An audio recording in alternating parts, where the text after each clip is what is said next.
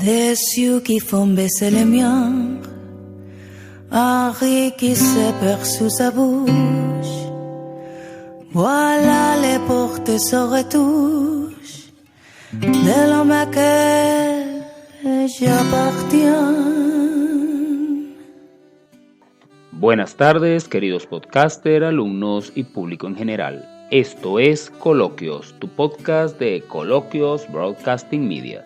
En este espacio conocerás de primera mano los personajes y hechos que conforman nuestra historia. Mi nombre es Miguel Zavala Reyes, yo voy a ser tu anfitrión en este encuentro de saberes. En el episodio de hoy, la población aborigen en Venezuela, ahondaremos en detalle las diversas teorías planteadas por antropólogos e historiadores que han estudiado los movimientos migratorios en territorio venezolano. ¿Estás listo? ¡Comencemos!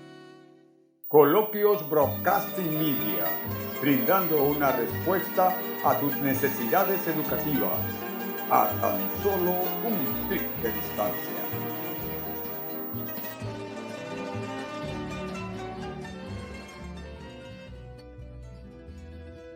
La antigüedad del poblamiento indígena venezolano refiere un mestizaje étnico y cultural que antecedió al colonizador europeo.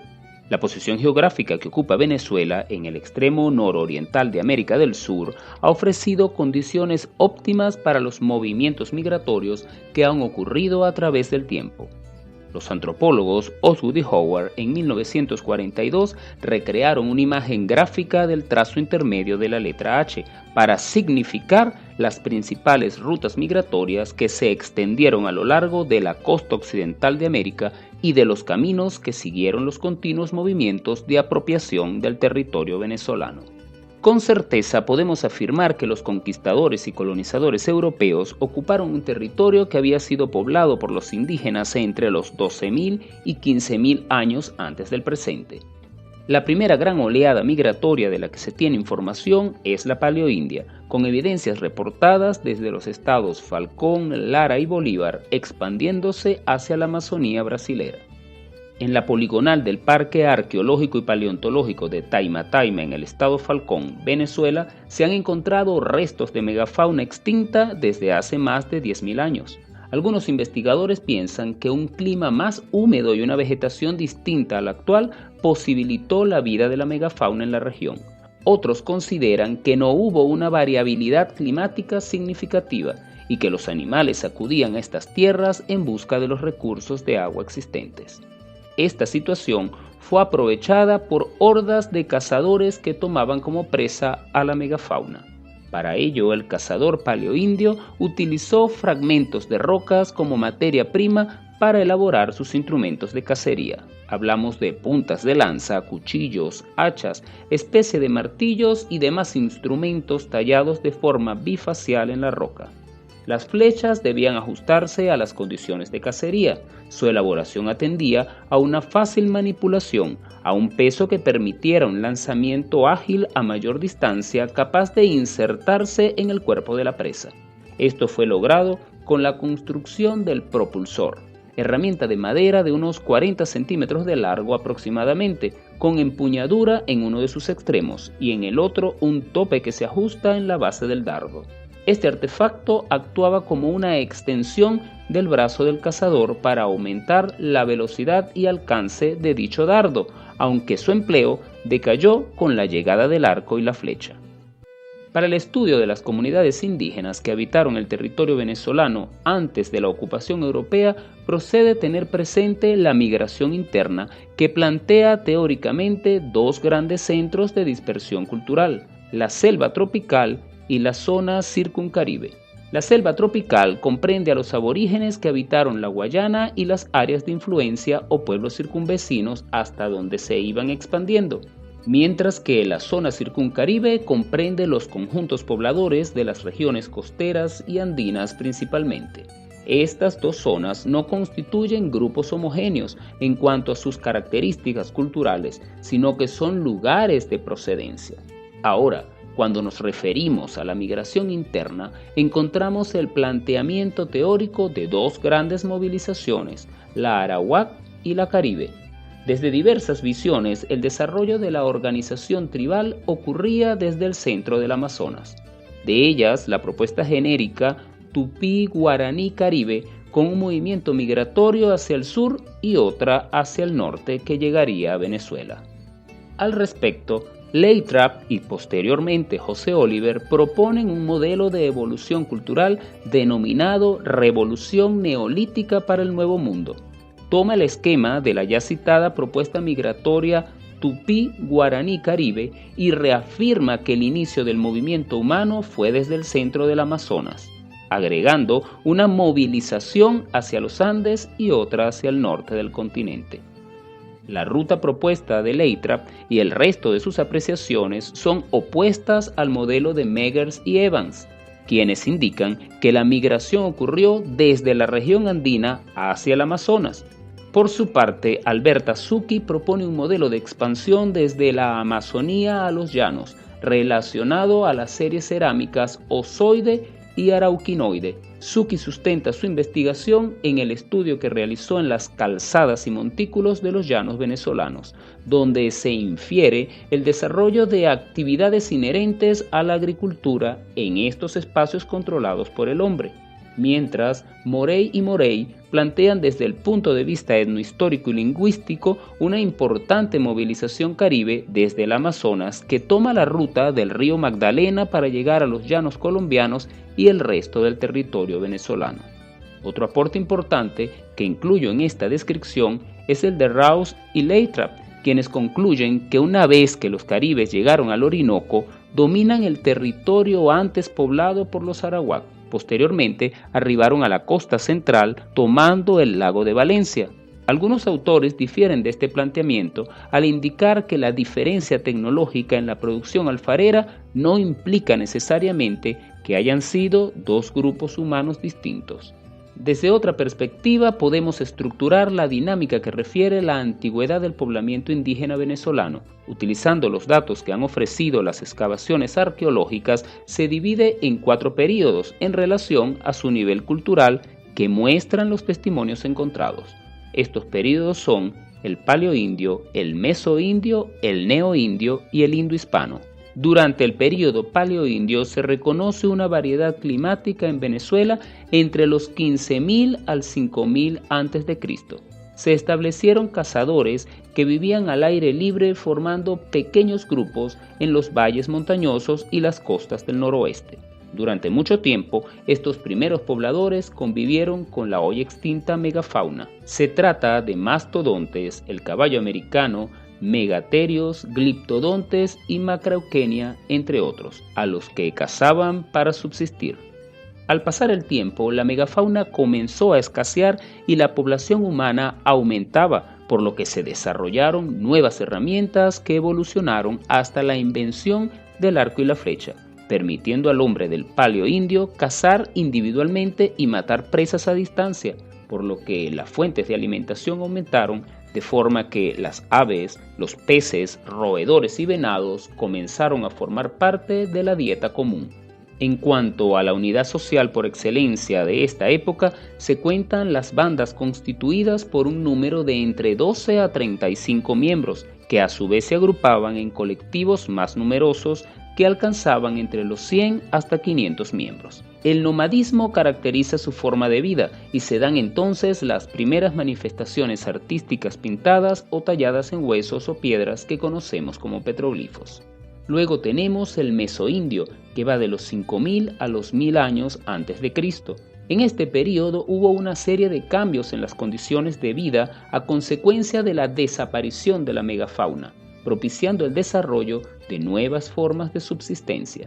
Estos cambios no significaron la desaparición de las antiguas prácticas, con un claro predominio de las nuevas formas de subsistencia que favoreció el semisedentarismo a través de la recolección de productos marinos, de vegetales y la caza de pequeños animales. El desarrollo de tecnología para la pesca y recolección de recursos marinos favoreció la construcción de arpones de madera, anzuelos, pesas para redes e instrumentos de trabajos para la fabricación de las canoas. Es por ello que reconocemos en el período mesoindio un incipiente desarrollo de la navegación que permitió a la población extenderse y poblar algunas islas del Caribe.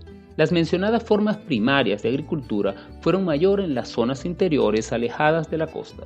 Con el desarrollo de conocimientos topográficos más precisos, el uso del fuego y la cerámica que favoreció la conformación de una estructura social recolectora, que se unía en bandas durante los periodos de abundancia y dividía en tiempos de escasez. Esta situación no fue general en todo el territorio.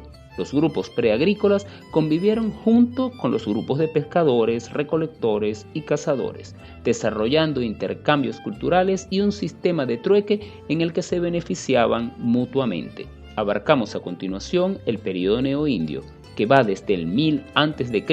al 1500 después de Cristo. En este período se produce un gran avance en la organización social gracias al desarrollo de la agricultura, que tuvo su máximo exponente en Venezuela con la evolución de los timotes y cuicas en la región andina, donde establecieron un intercambio cultural con el altiplano colombiano y los Andes centrales, destacando entre sus aportes el terraceo del terreno para la agricultura, la creación de bóvedas alineadas por piedras llamadas mintoyes, utilizadas como tumbas, y los silos para el almacenamiento de los tubérculos y el maíz. Sin embargo, estos no fueron los únicos en dejar evidencias de construcciones, ya que también en otras zonas de Venezuela, como los llanos occidentales y en riberas de ríos a lo largo del país, se han encontrado evidencias de terraplenes, campos elevados, calzadas de contención de aguas para canalizar ríos, canales de riego y represas rudimentarias para almacenar el preciado líquido. Para esta época del neoindio se comenzó a desarrollar el sistema de compra y venta de alimentos a través del trueque o del pago con las primeras unidades monetarias, distinguiendo incluso que existió una especie de red comercial en la que la zona de los llanos jugó un papel destacado como eje de conexión entre los Andes venezolanos, la costa caribe y la cuenca del río Orinoco. También se tiene evidencia del uso de malacofauna como moneda y de la existencia de algunos puntos importantes de intercambio comercial como el mercado de pescado del Orinoco Medio, el del Curare del Alto Orinoco o las playas de tortugas del río Guaviare. Durante el período neoindio, la mayoría de las comunidades indígenas de Venezuela utilizarían la cerámica como su principal manifestación cultural, que se cree inició durante el 900 a.C. en la desembocadura del río Orinoco, aunque cada pueblo con el tiempo desarrollaría técnicas particulares en la tecnología alfarera.